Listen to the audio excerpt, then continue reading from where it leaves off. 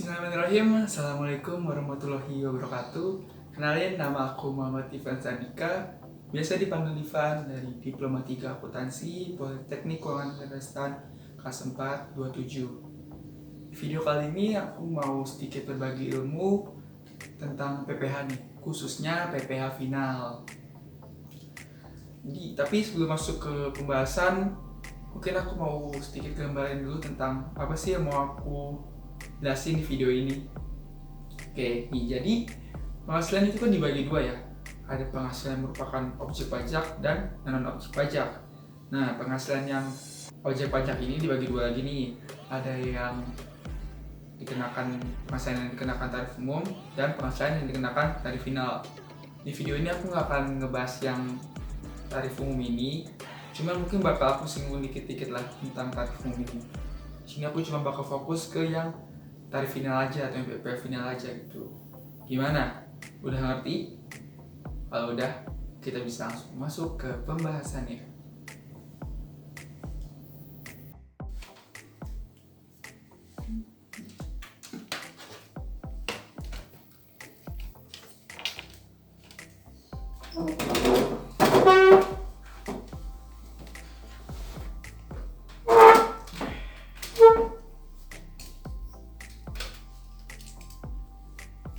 Yuk, balik lagi. Lanjut ke pembahasannya. Untuk mulai pembahasannya, sini aku mulai dengan karakteristika dulu, biar kalian ada gambaran dikit-dikit lah kayak tentang PPH final tuh kayak apa dan kayak gimana. Jadi karakteristik yang pertama itu tidak bisa menjadi kredit pajak di SPT tahunan. Artinya apa? Jadi PPH final itu bukan merupakan pajak yang dibayar di muka atau non-prepaid taxes lah bahasa kerennya, sehingga tidak bisa dikreditkan di SPT tahunan. Lanjut, karakteristik yang kedua itu tidak bisa digabungkan. Maksudnya apa tuh? Maksud nggak bisa digabungin di sini tuh penghasilan yang merupakan PPH final itu nggak bisa digabungin dengan penghasilan yang merupakan PPH non final. Tuh PPH non final ini yang aku sebut di awal itu ya, pakai tarif umum itu. Next, karakteristik yang ketiga itu PPH final tuh non deductible expense. Artinya apa? Aku nggak ngerti bahasa Inggris. Oke, tenang. Jadi non deductible expense itu artinya biaya terkait penghasilan yang dikenakan PPH final itu tidak diakui sebagai biaya dalam perhitungan PPH di SPT tahunan. Terus beda sama yang pertama tuh apa? Jadi beda sama yang pertama itu perlu kalian garis bawahi. Yang pertama itu memakai kata tidak bisa dikreditkan. Tidak bisa dikreditkan atau kredit pajak itu ya. Kredit pajak itu apa? Kredit pajak itu bahasa simpelnya itu merupakan pengurang dari jumlah pajak yang bakal kalian bayar di tahun itu, di SPT tahunannya. Sementara untuk karakteristik yang ketiga ini simpel juga, berapapun biaya pajak yang PPH final ini nggak akan mengaruh ke perhitungan di SPT tahunan ya, karena ini kan PPH final dibayar dan dipotong saat itu juga.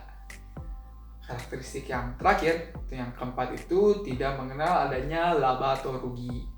Langsung ambil contoh, misal kalian melakukan transaksi pengalihan harta, pengalihan aset, kayak misal kalian jual beli tanah atau bangunan gitu.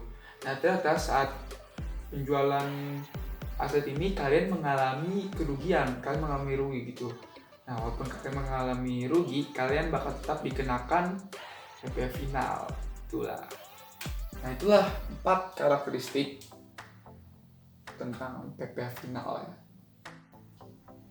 Tadi kita udah bahas tentang karakteristiknya, jadi bisa kita simpulin dan sederhana ini kalau PPH final itu adalah pajak yang langsung dikenakan atas tarif dan dasar pengenaan tertentu atas penghasilan yang diperoleh oleh WP.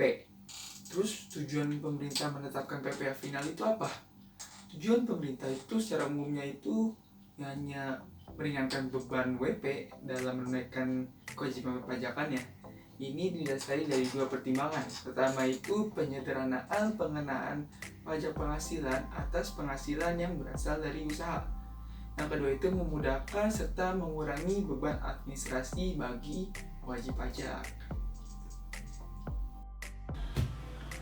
Oke, jadi kan kita udah bahas tentang definisinya, tentang karakteristiknya, terus sama tujuan pemerintah ya. Nah, lanjut di sini aku mau membahas tentang jenis-jenis penghasilan yang dikenakan PPh final nih. Oke, jadi berdasarkan Undang-Undang Nomor 36 Tahun 2008 atau Undang-Undang PPh pasal 4 ayat 2, penghasilan itu dikelompokkan menjadi 5 penghasilan yang dengan PPh final. Yang pertama itu adalah bunga tabungan, bunga deposito, dan bunga obligasi dari surat utang negara. Yang kedua itu penghasilan berupa hadiah undian. Yang ketiga itu ada penghasilan transaksi saham dan sekuritas lainnya, transaksi derivatif yang didangkan di bursa. Yang keempat itu ada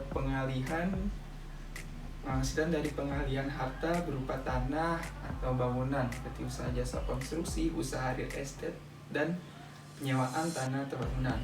Yang kelima itu penghasilan tertentu lainnya, contohnya itu kayak omset penjualan dari suatu usaha yang kurang dari 4,8 M dalam satu masa pajak.